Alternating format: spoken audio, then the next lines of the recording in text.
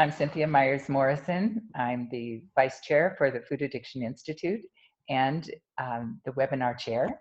And my host webinar techie person is David Wolf, who is also a board member. Mark Sharon is with us too as a panelist. He is the chairperson for Food Addiction Institute. And we welcome you. We're delighted to have you here with us and delighted to have Dr. Nicole Avena, Assistant Professor of Pharmacology and Experimental Therapeutics at of School of Medicine at Mount Sinai, New York City. Dr. Nicole Avena is a research neuroscientist and expert in the fields of nutrition, diet, and addiction. Her seminal research on food addiction has jump-started this exciting new field of exploration in medicine and nutrition. Her research achievements have been honored by awards from several groups, including the New York Academy of Sciences, the American Psychological Association, and the National Institute on Drug Abuse. Dr. Avena's books, Why Diets Fail and What to Eat When You're Pregnant, are wonderful resources for people who are interested in food addiction and in pregnancy.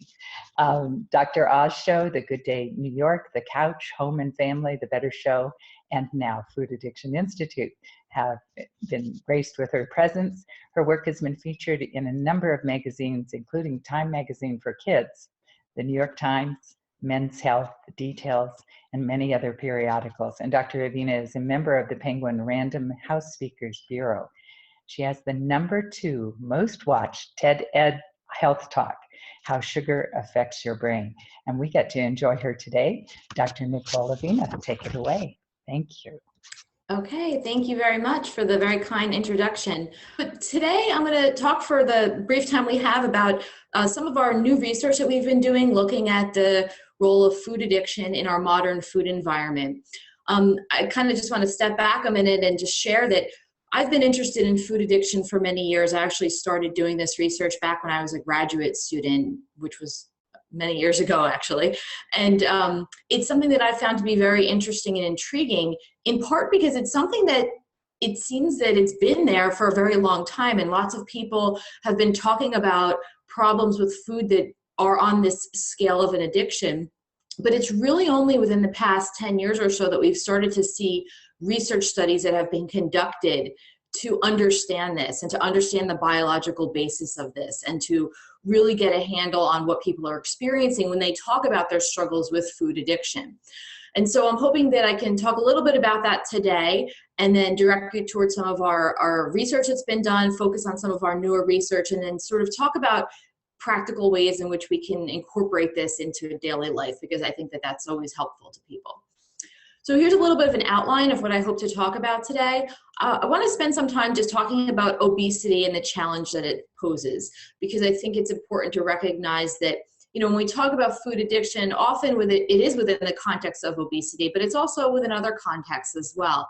And also when we talk about food addiction, I worry sometimes that people think that it's synonymous with obesity, and it certainly isn't. There's lots of causes of obesity, and then there's lots of cases of food addiction that often have very little to do with obesity or nothing at all. So let's talk a little bit about that.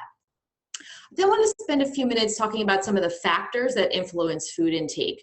So there's lots of reasons why people eat. People eat because they need calories, but people also eat for emotional and social and cultural reasons as well. So I think it's important that we sort of, pinpoint some of the issues and some of the other reasons why people eat aside from simply just being hungry and needing calories. I'd then like to take a few minutes to talk about some of the brain systems that regulate rewarding aspects of food intake. And so I'm a neuroscientist. My lab is really interested in understanding the connection between brain and behavior. And so one of the things that we've really paid a lot of attention to over the years has been trying to understand, well, what is it about the systems in the brain that cause people to eat in addictive-like ways? Is there something happening when we're presented with these, very delicious foods that people often find it difficult to control their intake of? What's happening in various parts of the brain associated with reward and reinforcement that might help us to understand this better?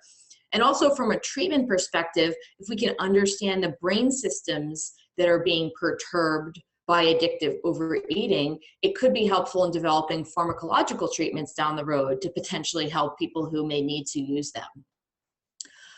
I then want to take a few minutes to talk about the concept of food addiction as a measurable construct. I think this is important because for many years, people have talked about food addiction. It's something we hear a lot about in the media, but it's important that we have a very scientific basis for understanding it and for defining it. And so we've been very careful in our research studies to do that. And so I'm going to talk about what we've been using as our criteria for addiction as it relates to food. And then at the end, I'd like to spend just a few minutes talking about some of the barriers to treatment and how they can be mitigated. I have lots of things I can probably talk for 3 hours about food addiction if you let me. So I'm really just kind of paring this down to some of the newer key points that I want to get across. But I think barriers to treatment in our modern food environment is really something that a lot of people struggle with. So I'm hoping that we can incorporate that today. So as I'm sure you're all familiar, we're facing a crisis of obesity in the United States. Approximately 2/3 of the country is overweight, and approximately 1/3 is obese. Of that 2/3, 1/3 is obese. And this is something that we see, happening in men and women. We also see it happening among children as well. It's also the case that we see not only overweight and obesity, but also a growing number of cases of what's considered to be extreme obesity, which is a BMI of 40 or greater. And so it's clear that we have a problem with obesity in the United States that warrants our attention and warrants us to better understand why is this happening. And this has really been the question that I've wondered for many years. And, it seems like there's so many public health programs, there's so much education, there's so much information out there to tell people what to eat, tell people to exercise. But it's still very difficult for the majority of the country to maintain a healthy body weight. So why is that? Why is it that so many people are overweight or obese, despite the fact that we seemingly have all these tools available that tell us in a prescriptive way what you should eat and what type of exercise you should engage in to maintain a healthy body weight? It's still really tough for a lot of people. Well, one thing that's important to point out is that obesity is an endpoint with multiple contributing factors. So we're not going to ever really find the cure for obesity because there's actually not going to be a singular cure. I think if anything, there'll be perhaps multiple cures, hopefully. And that's because there's multiple causes of obesity. So some of the things include the fact that we're in a modern environment that unfortunately promotes somewhat of a sedentary lifestyle. And so lots of people's jobs these days involve sitting in front of the computer a lot. And so we don't get that daily exercise that people typically used to get maybe 40 years ago. So that can certainly contribute to burning fewer calories. There's also genetic vulnerabilities. And so it's true that some people are born with a genetic vulnerability to be heavier. And again, this isn't necessarily a sentence. It's not necessarily the case that they're going to be overweight because they have this genetic propensity because maybe their parents or grandparents are overweight, but it does mean that they're at a higher risk. And so that's something we certainly can't ignore. We also have differences in the way we access food. And so it's much, much easier to get a hold of food these days than it used to be. We have access to refrigeration. We have preservatives. We have all these different modern advantages, if you will, that allow us to have access to food for the majority of us in a way that allows it to be safe and stored. And, that potentially can contribute to the fact that we're eating more because we simply have more available. There's also been a lot of changes regarding social norms and food. It's pretty much the case these days that you could eat food wherever you like. No one's going to think you're strange if you're, come into a meeting and you happen to have a coffee or happen to have food with you. And so it's not really considered socially unacceptable to be eating all the time, much like it used to be with smoking. When you look back at sort of the history of smoking, it used to be the case that people were smoking cigarettes all the time. They'd walk into business meetings smoking cigarettes, walk in the elevator smoking cigarettes, and we all know that that has changed dramatically, again, because of the social norms surrounding it. Right now, the social norms surrounding food really do promote us to continuously eat whenever and wherever we may be. There's also stress and endocrine factors. So this is important to note because there are these components of our biology that can promote us to retain body fat and to retain body weight. And those are related to some of the endocrine and stress factors that lots of people have been doing research on to try to better understand. We also see increases in portion sizes. If you look back at the portion sizes back in, 30 or 40 years ago, and I'll show an example in a minute, they were much, much smaller than they are today in restaurants. And even if you look at home settings, the amount of food that is put on a plate when you cook a meal, and even the size of our dinner plates has changed dramatically over the past 50 years. And presumably that contributes to eating more calories. There's also some rare genetic disorders such as Prader-Willi syndrome that also can lead to obesity.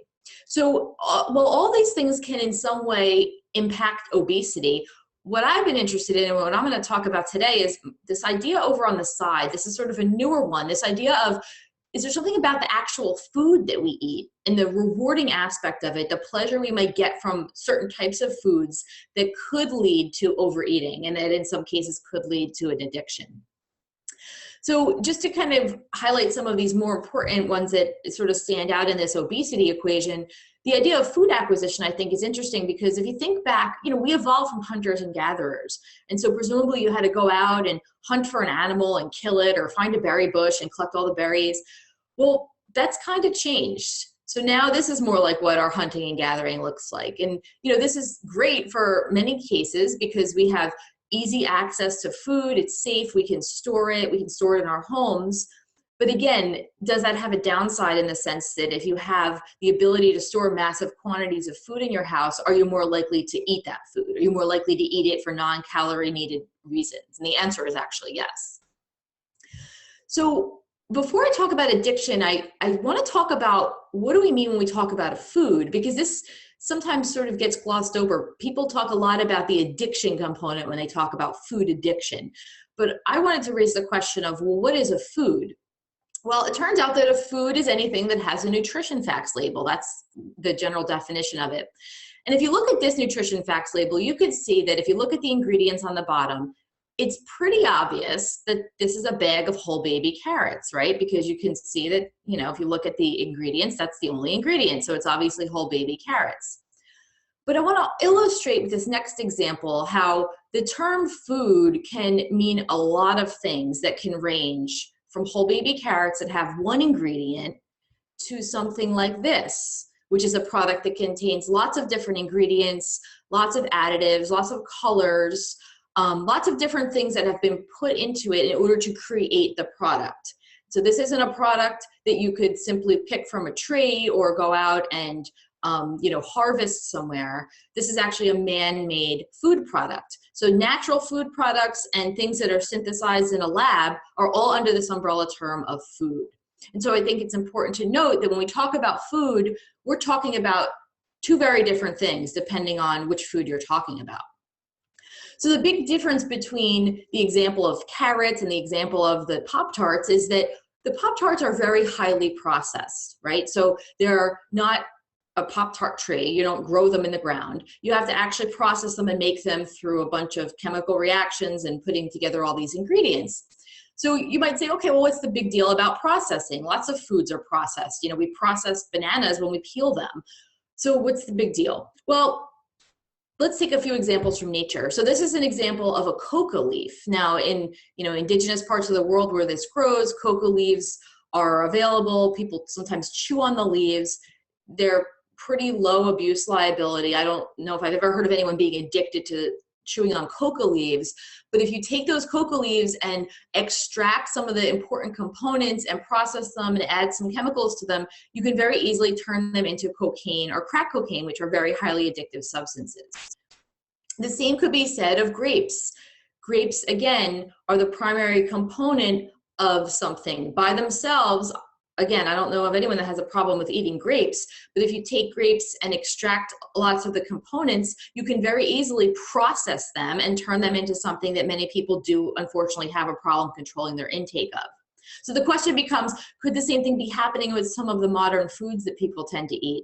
If you look at something like corn, which is grown, and it's a lot of the different ingredients that we have in different foods in this country, many of the different processed foods, by and of itself, it's okay, but if we process it and add other things to it, it changes. Same with wheat. So the idea here is that processing these foods changes them in a way that makes them very different. And I think that's something that has become of interest. One of the things that we also know about foods that are highly processed is that they also tend to have lots of added sugar. And so one of the things that our lab has been interested in is understanding this component of overconsumption of sugar. And so when we look at the statistics, we find that the average American, and this is regardless of body weight, is consuming 22 teaspoons of added sugar each day. And so that's actually quite a bit. We now know that it's quite a bit because we have some guidelines that tell us that. Prior to just last year, we really didn't have any guidelines in terms of how much sugar we should be consuming, how much added sugar. So the new dietary guidelines that have recently come out suggest that you should have no more than 10% of your daily calorie intake coming from added sugar. So what does that mean? Well, that means that if you're on a 2,000 calorie a day diet, that no more than 200 of your calories should come from added sugar. So that means that your max should be about maybe 12 teaspoons of sugar. And keep in mind that added sugars do not include foods or beverages that have naturally occurring sugars, like milk, which has naturally occurring lactose, or fruits or vegetables. Okay, so let's take some examples just to kind of see, how easy or difficult it might be to reach that 12 teaspoon maximum per day. So if you were to indulge maybe and decide that you wanted to get a 16-ounce frappuccino, which, many people have this habit of getting these every day, it turns out, you would actually be consuming 128% of your suggested daily value of added sugar. So let's say another example, because everybody knows that frappuccinos aren't exactly healthy for you. So let's take something that maybe might be on the side of being a more healthy type of food product. So a yogurt. Well, it turns out even many of the healthy products that we have, if you look at how much added sugar they contain, they have, for instance, almost half of the amount of added sugar that you're supposed to have in the entire day. And that could just be in one single serving. So it's important to note that many of these highly processed foods, because they contain so much added sugar, they actually contain more sugar than we're supposed to be eating in a given day. And when you put them together with all the other foods that we're eating, the amounts of added sugars that we're consuming can easily go up and up throughout the course of the day. So what happens in the brain when we eat these types of foods that are high in added sugars? What's going on? So one of the things that we've been studying a lot of is how brains of people who are addicted to drugs in some ways can resemble brains of people who maybe are overeating or addicted to food. So one of the things we know about drugs of abuse, like alcohol or morphine or heroin, is that they act on brain systems that were actually put in place to reinforce natural behaviors, such as feeding behavior or sexual behavior. And so that we engage in those behaviors because they feel good, and that's why we continue to do them. It's a survival of the species. So we know that when people eat, food actually can activate those same brain reward systems. And that's why it's pleasurable to eat food. And so the idea here is, could maybe some of these highly palatable foods, these highly processed foods that are high in sugar, could they be overactivating these brain systems more like what you'd see if someone was addicted to a drug and less like what you'd see if somebody was addicted, or just simply eating food? So this gets at the question of why people eat and the different kinds of hunger that exist. Now, I think that it's important to note that many people eat actually because they are hungry. So the idea of hunger as a noun suggests that people eat because they have this feeling of discomfort or weakness that's caused by the fact that they don't have food. They have a lack of food, and that's coupled by a desire to eat. So they want to eat to take away that bad feeling, and that's an example of negative reinforcement. Now, another example of hunger comes from when you think about hunger as an adjective, okay? So this is the idea of hedonically eating, or being hungry for hedonic purposes. And so this example would be when someone might say that they're hungry, but it's actually related to the sensations of pleasure that they're going to get from the food that becomes available. And so you could think about this as, what happens typically when people encounter the dessert menu in a restaurant. You may have just completed an entire meal that would leave you in a place where you could not physically be hungry from a calorie deficit standpoint, but yet you suddenly find that you have room for another 3 or 4 or even more 100 calories of a dessert.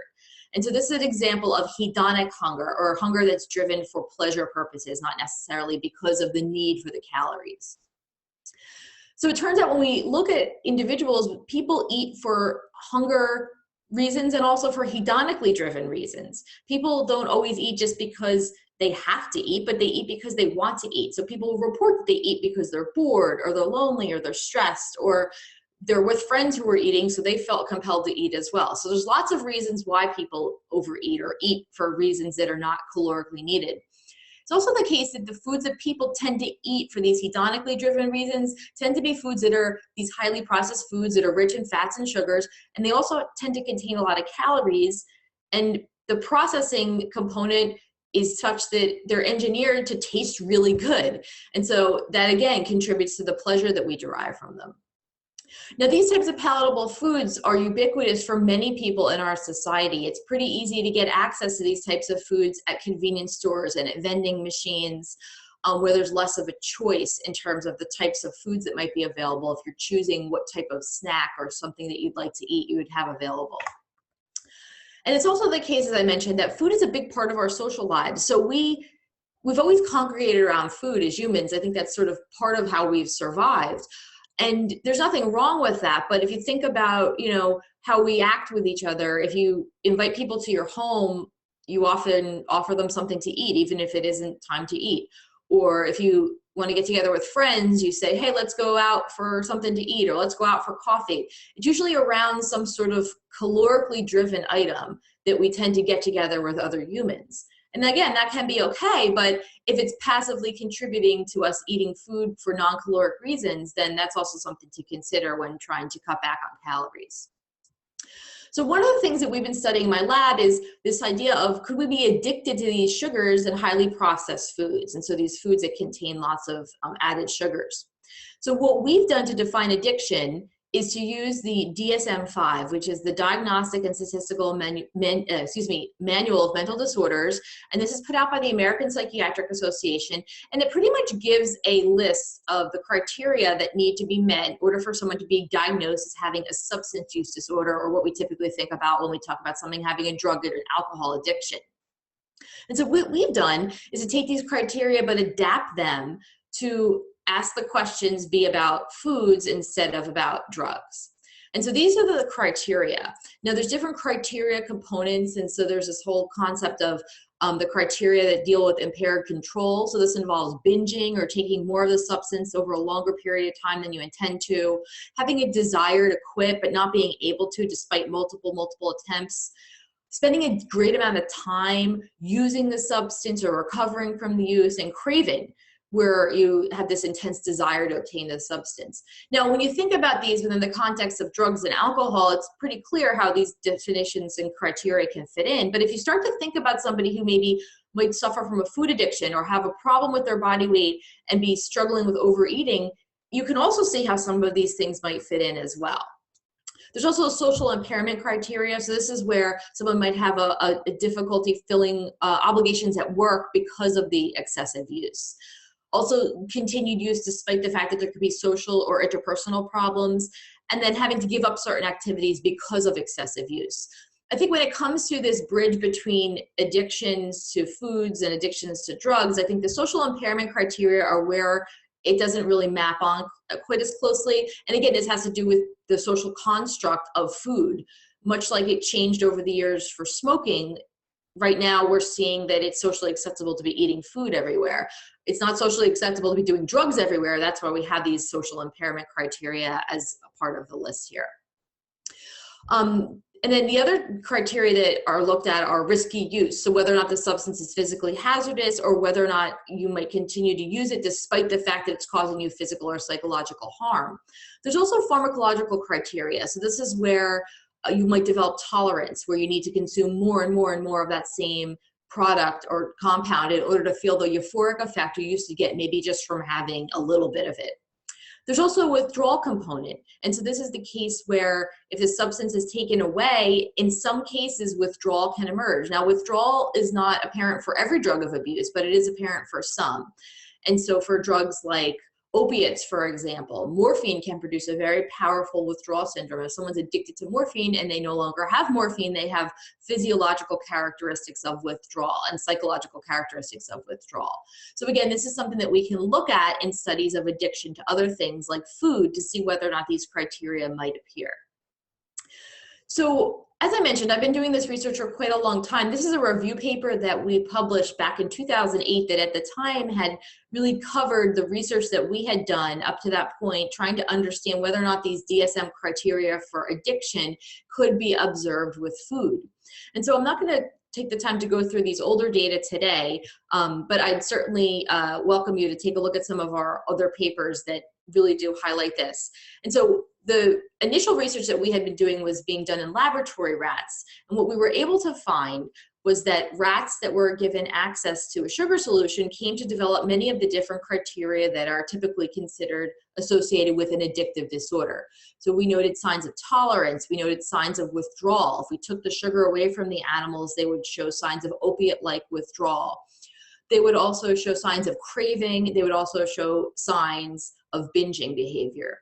In addition, we were able to note that they showed a sensitivity to other drugs of abuse. So if animals were accustomed to overeating sugar, they were sensitive to the effects of amphetamine, and they were also more likely to consume other drugs like alcohol if the sugar was no longer available. And in addition to that, we also looked at the behavioral and brain changes together to see whether or not some of these addiction-like behaviors were also associated with neurochemical changes. And what we found was that in rats that were overeating sugar, they were showing changes in the brain that were similar to what you'd see with an animal that was dependent on a drug of abuse. So they would show changes in the release of dopamine. Dopamine is a neurochemical in the brain that's responsible for lots of different things, but one of the things that it does is go up in reward-related regions when an animal is using a drug of abuse. So every time the animal uses a drug of abuse, it releases dopamine. Food also can release dopamine, but it's typically associated with the novelty of a food. So when you very first time have a food, it releases dopamine, but after a few exposures, the dopamine release attenuates. What we find with sugar binging, sugar overeating, is that every time the animal is administered sugar, it releases dopamine. And so the effect on the dopamine system with sugar is more like what you would see with a drug and less like what you'd expect to see with a normal food.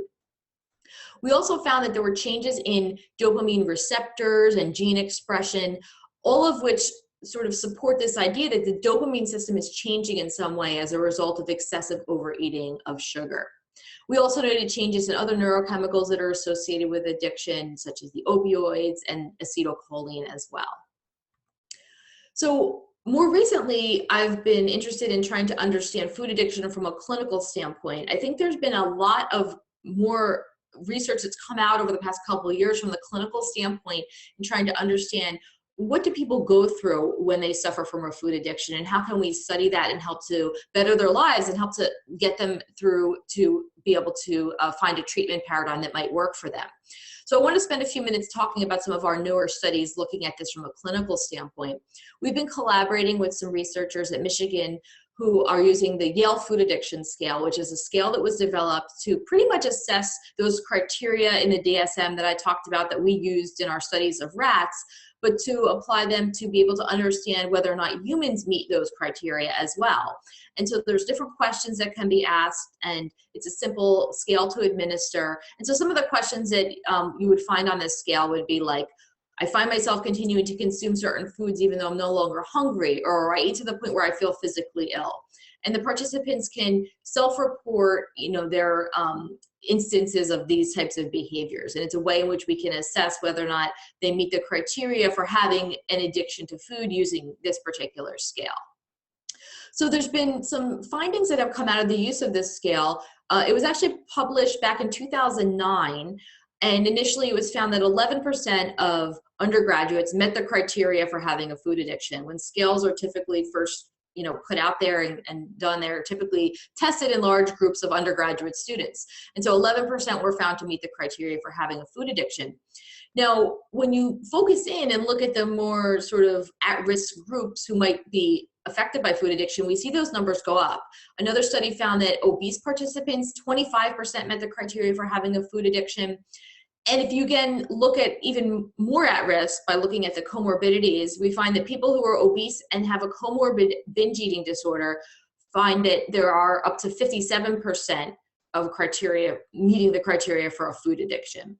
And so again, as we really focus in on these numbers, we find that the numbers of people who have the addiction or meet the criteria for having a food addiction can go up. There's also been a scale that's been developed for children as well.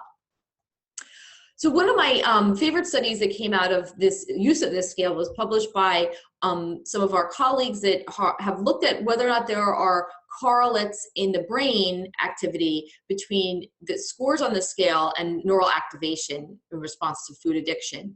And so what these researchers found was that the higher the scores on the Yale food addiction scale, the more likely someone was to meet the criteria for having a food addiction, the more activity they showed in reward-related parts of the brain in response to food stimuli. So this idea is that people who are more likely to report an addiction are more likely to actually show that brain activity and heightened brain activity in areas of the brain that are associated with reward and addiction. So I think this is really interesting because it maps nicely on our rat research that we have been doing, looking at some of the specific neurochemicals that were perturbed potentially as a result of excessive overeating of highly palatable foods. So we've been trying to sort of move on to the next step of understanding, well, which foods are addictive? And that's really the question that I mostly get asked when people hear about our research on food addiction is, well, which foods should I stay away from? Which foods are the ones we need to modify? So we did a study on that, and it was published, it came out just last year. And what we found was that when we look at the foods that were rated as most addictive, it's of no surprise to find that the top 5 were actually pizza, chocolate, chips, cookies, and ice cream. And the least addictive foods in this particular study were found to be cucumbers, carrots, beans, apples, and brown rice. So one of, I think, the key takeaways from this study was that when we did the analysis of the ingredients and the components of these foods, we were able to figure out, well, what was it about the foods that might predict whether or not it would fall on that side of being an addictive food or fall on that side of being a non-addictive food or less addictive food. And what we found was that the level of processing was critical. The foods that had the higher level of processing or were more highly processed were more likely to be found or considered to be addictive foods. Same with the amount of fat. And then the same with the glycemic load of the food, which again doesn't always map onto the amount of sugar that's in it, but it certainly can contribute to it. So I want to end by just sort of mentioning a few things about how we may mitigate some of the barriers to treatment and barriers to wellness that I think many people face in our modern food environment. And so it's really going back to some of the things that we've already talked about a little bit and we know about. And so this idea of labeling foods to make it more transparent as to how much sugar these things actually contain, especially our processed foods that it's not always clear. Of reducing sugar intake by having ways to really get a better handle on how much we're consuming and coming up with alternative foods to consume instead of those that are rich in sugars, promoting exercise, and perhaps some changes to marketing. So one thing that I think is very important from a consumer standpoint is understanding the nutrition facts label. And so this is taken from the FDA. And it's great to see that the information that's on this label is actually going to be getting a facelift. And so there's been legislation that's been put out that's going to make it such that these labels are going to be changing. And you may have seen on some products that these labels already have changed. And so just briefly, you can see that the calorie content, the number of nutrients, amount of nutrients that are in some of these nutrients, which we're supposed to try to limit, such as fats, cholesterol, and sodium. We're supposed to make sure we're getting enough of these types of nutrients like vitamin A, vitamin C, calcium, and iron. It's going to look a little bit different. It's going to look more like this. And so the idea here is that the calorie intake will be bolder. There'll be updated serving size information to make it a little bit more clear as to, what do we mean by 55 grams of Skittles, or, make these things a little bit more user-friendly so that people actually understand how much they're eating. And then the big thing is that we're going to see that we now will have a percentage of daily value for added sugars. And so I think this is really going to be important because when food companies are now forced to say that perhaps their product has, 300% of your daily value of added sugar, that's going to maybe change the way that people look at that particular product. So I think it'll be interesting to see how this might change the way in which some people approach these foods and the way in which we think about them when we eat them. And it certainly will make it more transparent, easier to understand how much added sugar is in place. Now, keep in mind, the manufacturers don't need to have this new label on the products until July of 2018. So it'll be a while before I think we'll start to see all this information about the amount of added sugars, but it certainly will be there. Okay, and I am about out of time, so I'm going to just end by saying a word or two about this idea of changing our food environment and ways in which policy and marketing, I think, can really change the way in which things occur. We saw that happening with tobacco and nicotine over the years, and we're starting to see parts of it happening now. So when they enacted a soda tax in Mexico, there was a 12% decrease in soda sales and a 17% decrease in the consumption of sodas in low-income neighborhoods, which is, I think, very important. There's also been a soda tax enacted in Berkeley, and the question becomes, well, is it working? If we show that these things work, then we can get more and more towns and cities to get on board with it. So far, the data suggested in low-income neighborhoods are drinking 21% less soda. So it seems to be that it is a regional effect, and that there are some decreases noted in low-income neighborhoods, but there has actually been a slight increase in surrounding neighborhoods. So this, again, could only affect certain individuals, potentially those who maybe can't afford to absorb the increased price. So I'll leave you with this. When people talk about addiction to foods in particular, one of the questions I often hear is, oh, is it really like an addiction? I mean, what about the loss of control you see with an addict?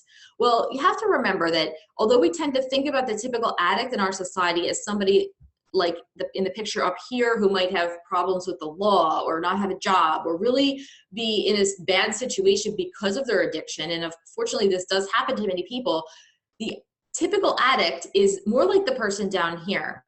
The loss of control with addiction doesn't have to be as extreme as we typically think about it. It really is dictated by the social norms. The most common addict in our society is a smoker who is likely a fully functioning individual. There's little noticeable intoxication. The withdrawal syndrome is not life-threatening, but because of smoking's health-related complications, it's the #1 cause of preventable death in the United States. So again, if we're going to think about addiction to food, I think we need to start to think about it from the concept of addiction as it really does occur, in the sense that it's going to look more like, I think, smoking or nicotine addiction on many levels, from not only from a norms and a societal standpoint, but also perhaps from a policy and a long-term effects standpoint. Okay, and so just to end with a summary, this was a work that had been published by a colleague a few years back, was a summary of those DSM criteria for addiction. And you can see that pretty much they've all now been met with either animal models or human studies when the substance of addiction is a food. So I think we certainly have a lot more research to do, but we've come a long way in showing that in many cases, these criteria for addiction can be met when the substance is a highly palatable food. And I want to thank you for your attention, and I'm happy to take any questions that anyone might have. Thank you, Dr. Avena. And thank you for this information and your website address and a place where donations can be given also to your research. And Food Addiction Institute has another place for giving donations as well. We have the opportunity on the chat, if you are on screen, to be able to indicate your questions, and Dr. Avena can see those and respond accordingly. And I have one, and I'll put it up there, and it's one of my favorite topics in terms of asking questions about decluttering and B6 and hoarding behaviors amongst those who suddenly have been withdrawing from food addiction aspects, and they have this change in behavior in an additional area. So has anyone looked at that information yet? It's a great question. And so the question is, has anyone looked at decluttering, hoarding, B6, and food addiction withdrawal, an odd but regularly reported phenomenon among newly abstinent food addicts? You know, it's a great question. I don't think it's been studied specifically. I think that there is this concept of addiction transfer that has been studied specifically. And the idea here is that if you're giving up one addiction or one thing that's been consuming your time and a lot of your life, sometimes it gets deflected onto something else. It's going to be taking up a lot of times and, a lot of part of your life. And so I think, we tend to hear about this idea of addiction transfer when it's going from, one bad thing to another bad thing. So if somebody, maybe, stops overeating food and they suddenly take up smoking, well, that's obviously something we don't want. We don't tend to see much about these sort of lesser damaging things like decluttering and hoarding and things like that, only because they don't really seem to pose as much of a health risk. But it certainly is, I think, something to consider and to try to get a better understanding of, to try to understand, what types of activities, be they pro-social or not, might people engage in, or, find that they're engaging in if they are no longer overeating sugars, or if they're suffering from an addiction to food and in the beginning stages of trying to rectify that. Thank you. Another question, the question is, what do you think about the potential addictiveness of added fats? I think it's a great question. We've studied that a bit. We've done a little bit of research trying to compare, the effect of fats versus sugars.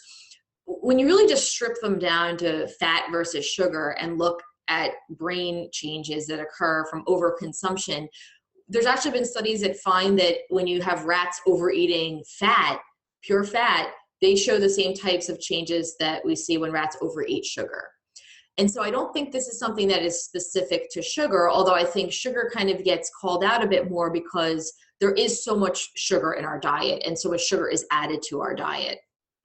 But I think that the research does suggest, and even our recent study that looked at the factors associated with predicting whether or not a food would be identified as addictive, pointed to fat content.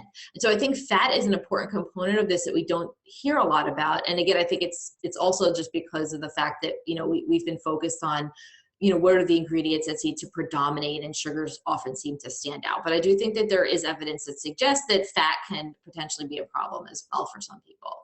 I can say that, there is a clear link, and there's been lots of studies that have linked overconsumption of alcohol and overconsumption of sugar. There's some classic studies that have been done looking at alcoholics that find that if you go back and sort of, trace the backgrounds, that they tend to have a history of having a sweet tooth or liking sugars excessively. And that seems to be something that can actually be inherited. And so there does seem to be this strong link between alcohols and sugars and excessive overeating. We've also found this in our research studies. In our one study in particular, where we had rats that were consuming excess amounts of sugar, if you take the sugar away and then give them an option of drinking alcohol, the rats that had the history of overeating the sugar are the ones that are going to consume the most alcohol.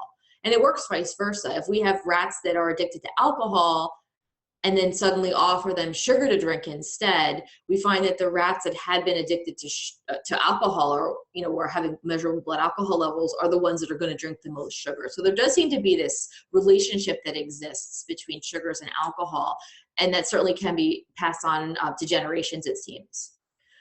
So there's another question. Can you speak to the role of classical conditioning in food addiction? For example, sight of food leading to recreation of insulin and dopamine response.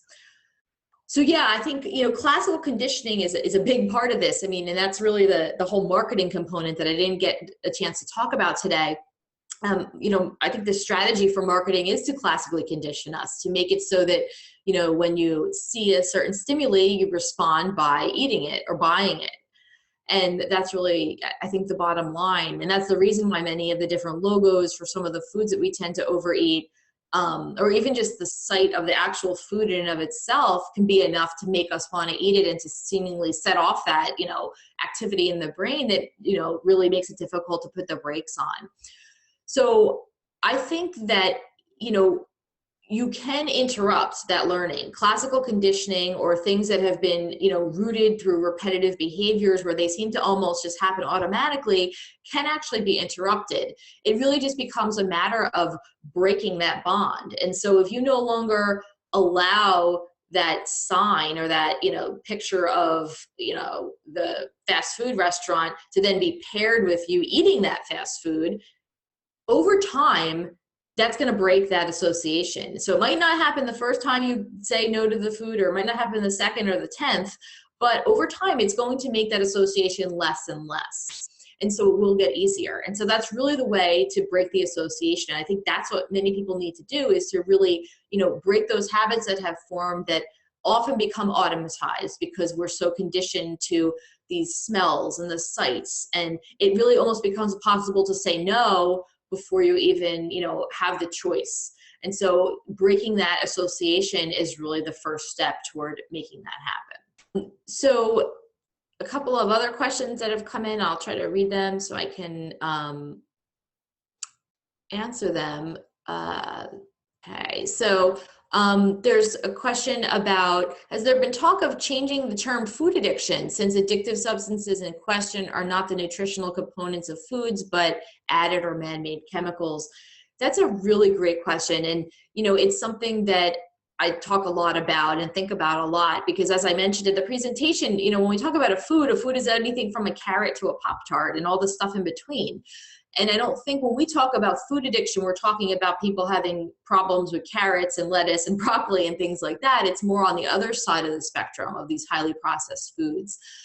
You know, it comes down to semantics on some level. You know, in terms of the research, you know, I've used the term processed food addiction, highly processed food addiction. To be honest, I tend to sort of shy away from it, because I think at the end of the day, we know what foods we're talking about, right? We all know that it's not the healthy foods, but it really is these highly processed foods that are containing lots of added sugars and fats are the ones that people tend to have a hard time with. But I agree that the terminology is not ideal. But for lack of a better term, I think that, you know, talking about food addiction or processed food addiction is really, you know, sort of the best that we have right now. Okay, so a question that just came in: is it not true that most addictions are a blend of both physical and emotional factors? As such, would bulimia not be a product of food addiction? So that's a great question. And yes, there certainly is a physical and an emotional component associated with addiction. I didn't at all really scratch the surface on how we can define addiction from an emotional standpoint. There's certainly social factors that contribute to addiction, and as you mentioned, emotional factors as well. I really kind of focused on the medical and biological components today. But in terms of how bulimia might fit into this, there has been some, you know, talks about how there might be overlaps or relations between bulimia and food addiction. We've actually done some research looking at, you know, whether or not people who have been diagnosed with bulimia nervosa meet the criteria for having a food addiction. And we presented this at a meeting last year. And, you know, there is a high percentage of people who have been diagnosed with having bulimia who will meet the criteria for having a food addiction. And it somewhat seems counterintuitive, right? Because people who are bulimic typically are not interested in gaining weight. They don't want to eat a lot of food. They're typically often avoiding food. And I think it really speaks to the idea of what addiction is all about. You don't have to like the thing to be addicted to it. And people who are addicts will say that firsthand. People who are alcoholics don't like alcohol. People who are addicted to drugs don't like the drugs anymore. They liked them initially when they started them, but now it's become a way of life that they can't get out of. And so I think it's important to think about that when we talk about food as well. It doesn't always have to do with enjoying the food or getting pleasure out of the food. There's other reasons why people develop addictions. I think that it's important to think about the fact that, you know, we have our eating disorders, and then food addiction seems to kind of be on its own thing. Right now, I don't think that the scientific community considers food addiction in the group of eating disorders. They also don't consider obesity as in the group of eating disorders. And so the classic eating disorders like bulimia nervosa, anorexia nervosa, and eating disorders not otherwise specified seem to kind of be on their own. And then we have obesity on another side, and then food addiction falls sort of somewhere in the middle. So I do think there's relationships between all these things, but how they all interact or overlap, I think we need to do some more studies to understand that. But it's a great question. So another question or comment that's come in: some people may be addicted only to processed food, but others seem to be addicted to not only sugar, but also corn, grains, dairy, soy. Without those substances, weight loss are significant. Some are volume eaters of healthy food. Yeah, I think, you know, like I mentioned, I think it does vary depending on the individual. And so when I talk about this research, you know, I tend to approach this from a general public health standpoint of people who are obese and having a hard time cutting back on overeating highly palatable foods. But I think if we were to, you know, just like when we look at the groups that are at risk, and we can identify, you know, that individual numbers go up in terms of how to meet the criteria for having an addiction. I think if we were to look at this on a case-by-case basis, we might find that certain types of foods are, you know, the ones that people tend to overeat. And that's what I talk a bit about in my book, Why Diets Fail.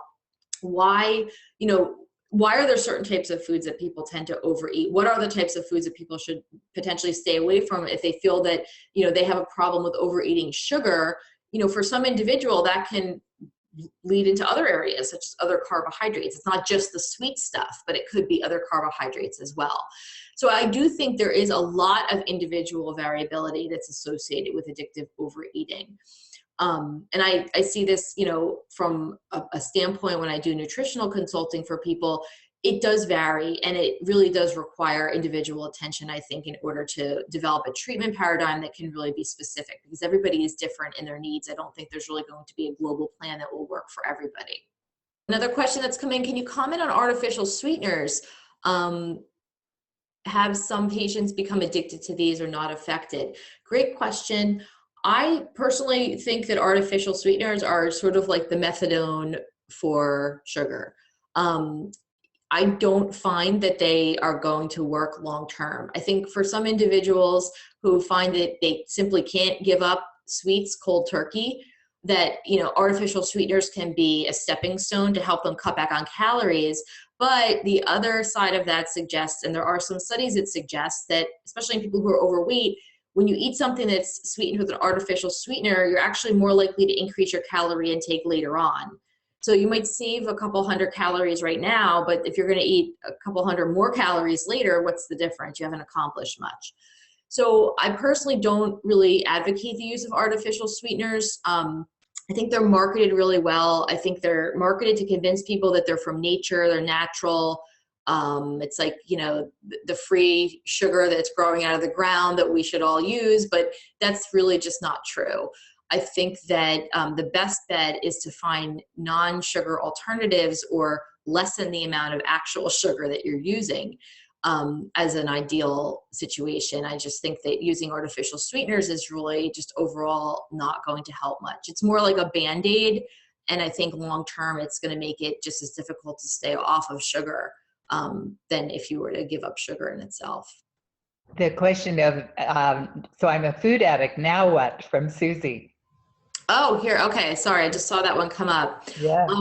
Yeah. So, I think, if you feel that you're a food addict, I think it's a first step in, really starting to make a change. I think acknowledging that, the food is part of the reason why you're having a hard time controlling your weight or meeting your health goals is key.